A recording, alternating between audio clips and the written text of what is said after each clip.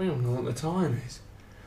In the words of Madonna, time goes by so slowly for those who wait.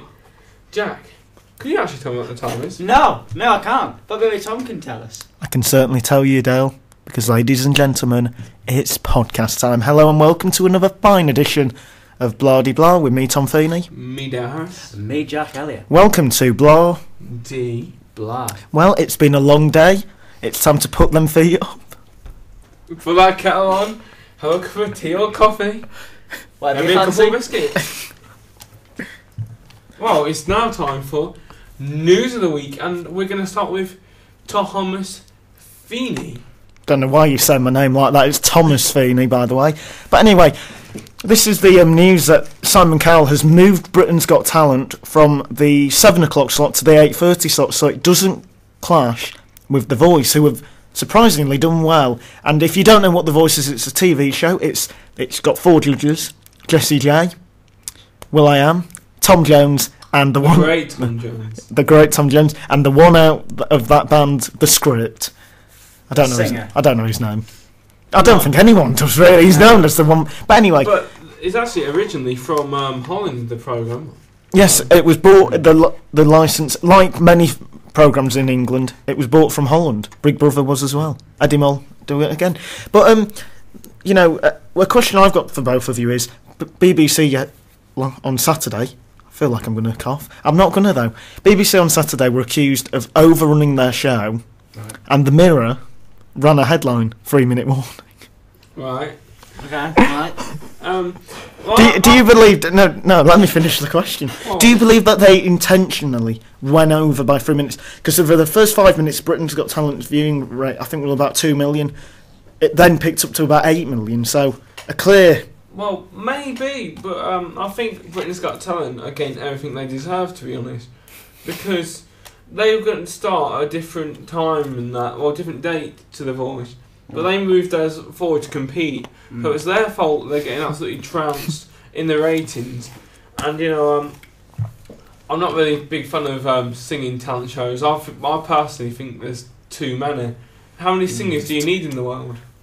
He's got a point. I mean, I do think there are too many shows, but surely, the BBC are going to get punished. What the BBC Trust and Ofcom said about it. Well, the BBC denied this. They said that they had just got the timings wrong. And I think because it's the first time it's happened, they've been off. It was But the first live show, wasn't it? it wasn't live. It was pre-recorded. Oh, really? No, Yeah. I thought it was live. Next week it's live. Oh, it's done You see- directed. You see, so there was a feeling that BBC have gone over by 3 minutes intentionally. I believe they have as well. Well, And if it's not live, then yeah. Yeah, and it proved. But I think they did that as a test to see how many of their audience also watch Britain's Got Talent, and it's clear that both enjoy both shows, watching both. Yeah. But if it was became one or the other, The Voice clearly winning. Yeah? Do you believe The Voice is different to Britain's Got Talent? I.e., Yes, I think... would you watch it as well? I think No. no. But the voice... Blunt. The Voice is purely talented singing. There's no really jokes about it. It's about the talent of singing in itself.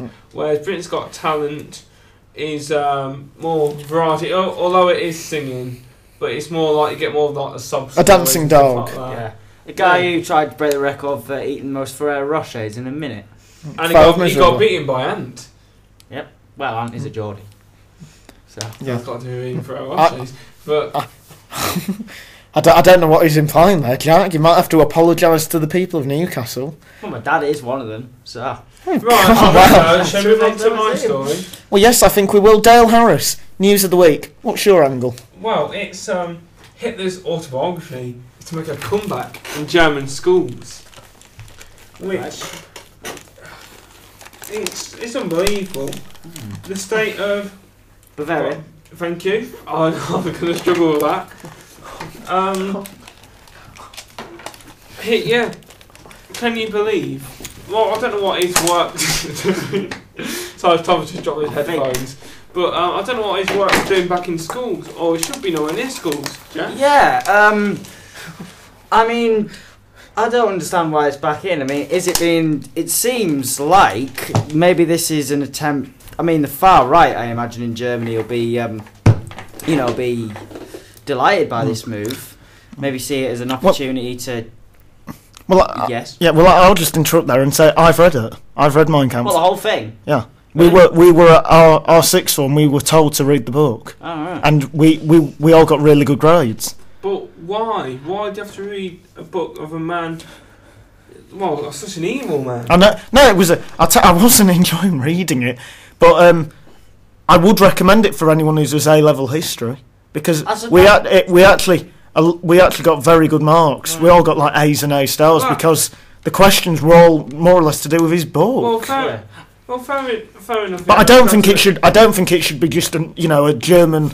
You don't want to give people ideas. No. I don't want people to.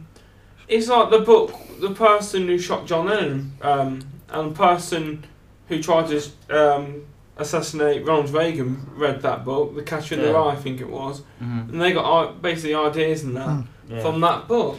Well, I think people doing that. Well, I think people who say that people don't read things and read too much into it. I think a good example the past 2 weeks ago was when Britain was told don't panic about petrol. Yes. Everyone panicked about petrol because the thought came into their head. So if you read Mein Kampf from cover to cover, and you're not doing it for an educational purpose, what are you doing? As in for an exam, and you're just being taught it from a very young age, you might think, oh, that Adolf, he had a few good ideas.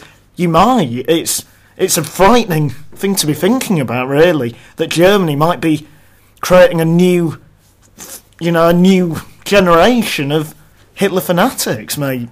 Well, there seems to be more in America than else, to be honest. But, well, Hitler's books have always been far more popular than many books about like Stalin or Chairman Mao. Well, they're hardly the uplifting classic books. They're not on the Richard and Judy recommended list. No, I like that. They're not like sat on the shelf next to Harry Potter.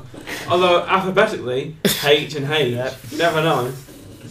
Well, no, it'd be H and R because it's J.K. Rowling and Harry and Adolf Hitler. So, sorry, Tail, ruin your moment. But what if they changed the title to Adolf Hitler?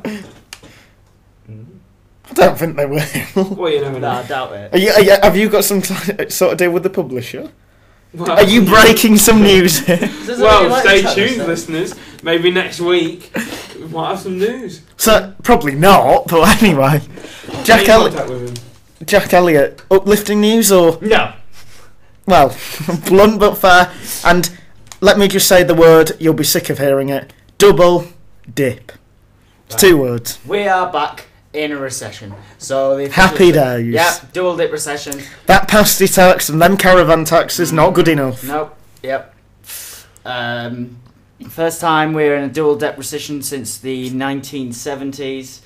It's not looking good for the coalition government. It's not looking good. It's a good time for it to happen to them, though, in my opinion. Because it's 2 years' time. It'd be a bit of a worse story. All those cuts are working very well, aren't they? They are.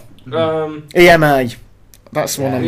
That's the one. Tuition fees going up to 9k. I don't know about you two. Yep. But I mean, I've already heard bad stuff about the Conservatives from when I was very young growing up. From my parents saying they couldn't cope with Conservatives in power with all taxes and that. Yeah. Yep. And people lost faith in the Liberal Democrats being the coalition. Yep. And people lost faith with Labour after their last. Yeah. So who are people going to vote for? I tell you one thing. There's a risk. There's a big risk coming on. The BNP are going to gain. I think UKIP are certainly they're third now. They're third now.